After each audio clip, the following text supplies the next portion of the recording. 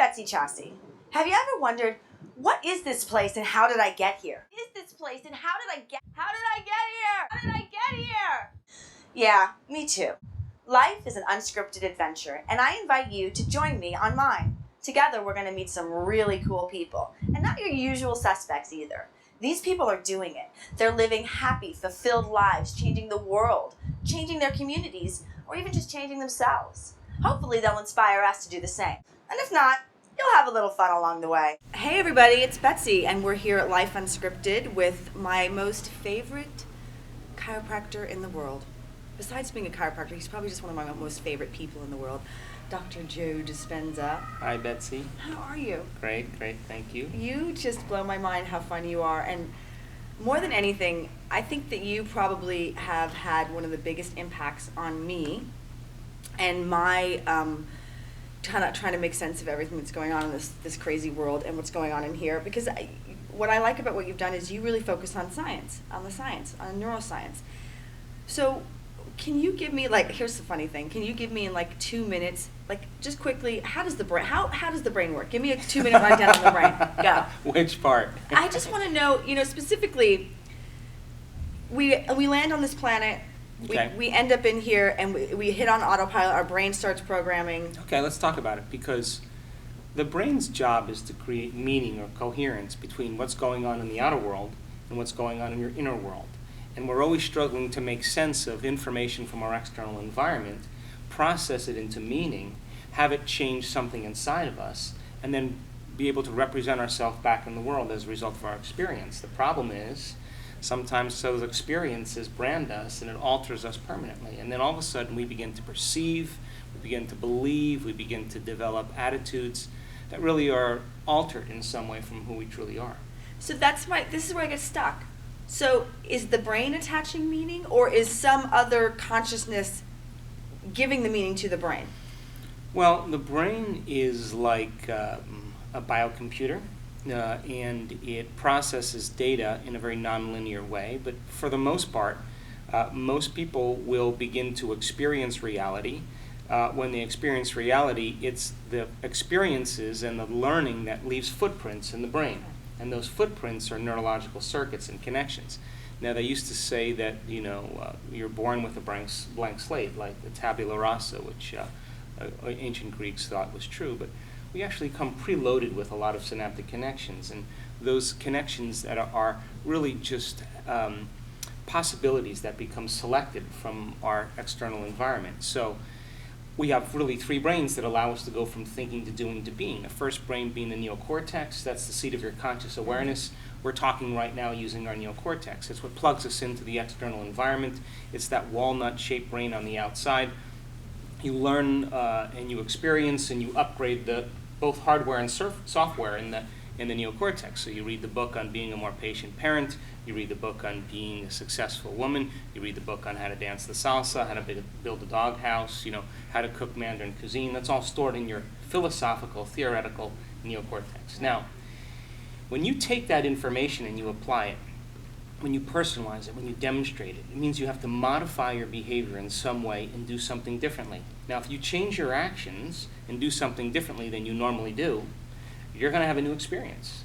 Now, when you're in the midst of an experience, all of your 5 senses are gathering all this vital information from the environment, and it's causing all that data to rush back to your brain through those 5 sensory pathways, and jungles of neurons begin to organize themselves into networks. The moment they string into place, another brain, the second brain, called the limbic brain or the chemical brain or the emotional brain, begins to make a chemical so that you begin to feel the experience from your environment. So feelings and emotions then become the end product of past experiences.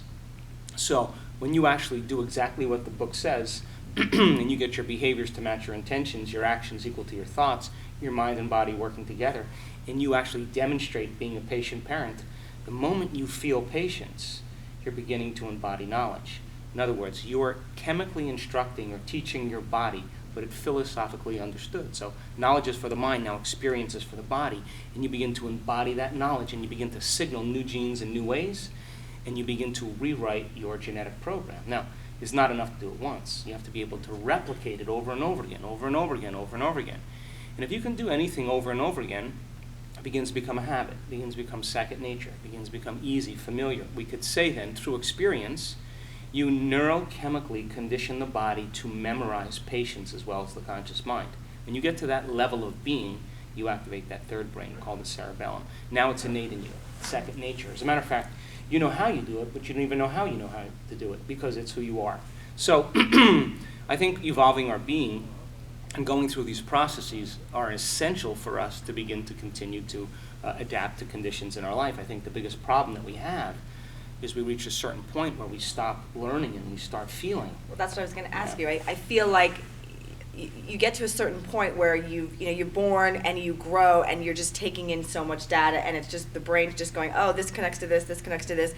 At some point, how do you get to that place of having a new, wanting, first of all, knowing that you want a new experience, and then actually doing it? I mean, you've read all the books. It feels like so much that the data's in my head, and how do I even know how to change it? Well, here's the problem. This is the human condition. We wait for crisis, we wait for trauma, we wait for disease, wait for diagnosis, catastrophe, loss. And then when we finally get to that lowest denominator, we start to do something really unique. We start to examine the way we think. We start to think about how we're thinking. We begin to notice how we've been feeling. We begin to pay attention to our behaviors. And that process in neuroscience is called metacognition. Because of the size of the forebrain, we can observe who we're being so we can, modify our behaviors, do a better job in life. And so I think the biggest problem is we wait for that lowest point where we're so stunned and we cannot go on business as usual. And it stops us because the programs that we're normally running automatically all of a sudden don't work. Well, you don't want to see anybody any longer. You don't want to go anywhere. You don't want to be social. You don't want to do the things you normally do. You want to eliminate the environment. Now, this is a key moment because the moment you're retreating from your life, most people, it's the external environment that's turning on different circuits in their brain that cause them to think equal to everything they know in their life. And as long as they keep thinking equal to everything that's familiar and the same in their life, they keep creating more of the same. So they hardwire their brain to their environment, and they become enslaved like a hamster in a wheel, thinking and feeling and reacting equal to the conditions in their life. So we naturally retreat from our environment, and all of a sudden we start to ask some really fundamental questions like, who am I? What am I doing this all for? What makes me really happy? I don't really want to keep this going on any longer. And we begin to think and speculate possibilities. Now, all of those books you read are just fertile information waiting to be activated.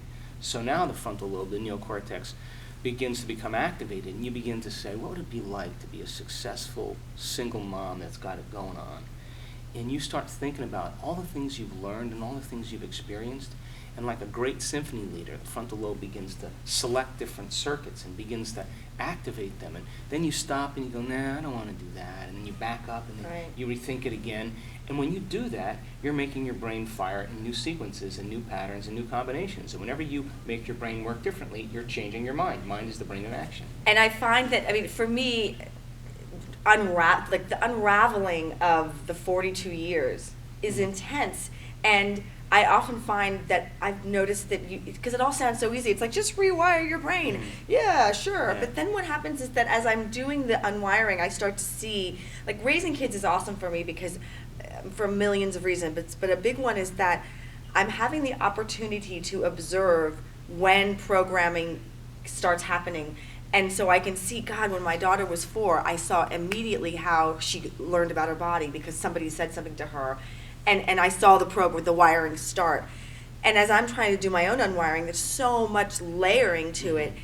And then I feel like my body's almost in a revolt. It's almost we're saying, no, we don't want to do this. Sure.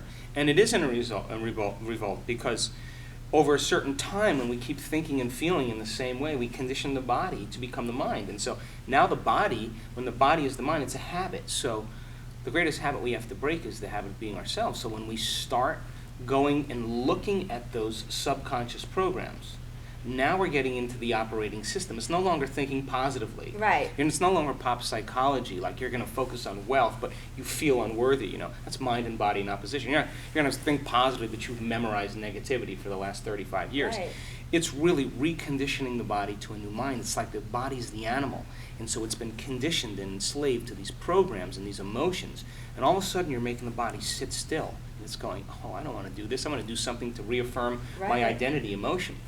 And then you start looking, and the body is like an unbridled stallion. It's bucking and kicking. And it's so unnatural.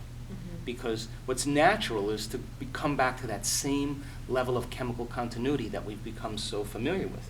But those emotions that we're feeling have always been there, that they've become so familiar to us that guilt or shame or unworthiness really is just who we are because we can recognize it. So the moment you're no longer thinking the same way and feeling the same way and acting the same way, you're disrupting that chemical continuity. Now the body is going, oh, you're going to stop this after 25 years? And it's going to go, where you been? I've been doing this all on my own. It's going to start sending signals back to the brain. It's going to say, come on, think of that time you did this, and you're so unworthy, and what about that? And it's trying to cause the thinking brain to produce the same chemicals, to feel certain ways, so we can return back to that familiar, comfortable self, because change is that uncomfortable state. And so my definition of genius has always been being uncomfortable and being okay with it, because I'm stepping outside of my familiar self. And there's such a level of vulnerability and such a level of self-honesty and such a level of trust that you have to lay down the very thing you used your whole life to get what you want for something greater to come in. And that level of protection and survival is how we've been conditioned for generations, and it takes an enormous amount of strength and courage to do that. Not courage like to stand up and be great, but to open up and really surrender. And that's it's just a challenge, because there's no evidence in your world when you do that. Who else is doing this? Nobody else is doing it, right? And then to surrender, just the feeling of surrender, to me, I mean, you're like an open target, because you feel like your body's not doing all the things that you think you should be doing, but you don't necessarily know exactly what it is you should be doing either. Right. So you're in this space of just, I sometimes feel like I'm frozen, and for a while I would feel very paralyzed and afraid. And now I just sort of have come to this place of just saying, oh, I feel frozen. I just need to stop it all and just kind of be there for a while. Well, here's what I know about that, both from studying it and through experience, is that here's the old self. And it's biologically, neurologically, genetically been conditioned a certain way. Fired and wired in the brain, hardwired, and then conditioned emotionally in the body. So mind and body are in a state of being. That's called a personality. And your personality creates your personal reality. That's the law. So all of a sudden now, you're going to abandon the thoughts, the behaviors, and emotions that are connected to the old self. There is a biological death that goes on, and I call that the void. And there's nothing happening in there. You can't relate to anyone. You can't formulate the thoughts. There's feelings coming up. And when you reach this place I call the unknown, or that level of discomfort, what we start to do is we start to want to feel something that reaffirms the feelings that we've been accustomed to. So we naturally go back to the same relationships, the same jobs, the same familiar things. And then we go, oh, this feels right. Well, it feels familiar. And then all of a sudden, the soul kind of nudges us again, and it says, this isn't it. And so you step out again, and you learn to trust that unknown place. And I think from experience, that is really the greatest place to create from. But we just have to become comfortable in that unknown place, because now you're breaking all of the energetic ties to your known familiar self and all of your emotional bonds and energetic connections to your present reality. And there's energy coming back, and there's disorder that's being created. And what I've learned is that that's really the greatest time to create, because now you have available energy to create with. And that kind of biological death is really just like a death of a person. The old is actually dying, and the best way to predict our future is from that place to create it. And then here's the new self way over here, but you got to walk across that bridge. You got to make your way. And we can only talk around this, because that kind of dark night is really just a transformation, a rebirth. And I think all of us have gone through it. I think all of us have experienced it. And I think, though, that we can learn and change in a state of pain and suffering, or we can learn and change in a state of joy or inspiration. Right. It's just selecting and choosing to get up in the morning and say, let me remind myself of who I don't want to be today, Right. and let me remind myself of who I am going to be today. And I'm not going to get up until I feel and think like this person, and I'm going to memorize this state, and nothing in my external world is going to move me from it. Now, I call that greatness, and I think every great person in history, you know, Mandela, Martin Luther King, Gandhi, Mother Teresa, Queen Elizabeth I, Joan of Arc, they all went against the conventional beliefs of the time, and they were believing in a vision that no one else could see. Right. But to them, it was real. So I think that kind of gives us permission to do the same.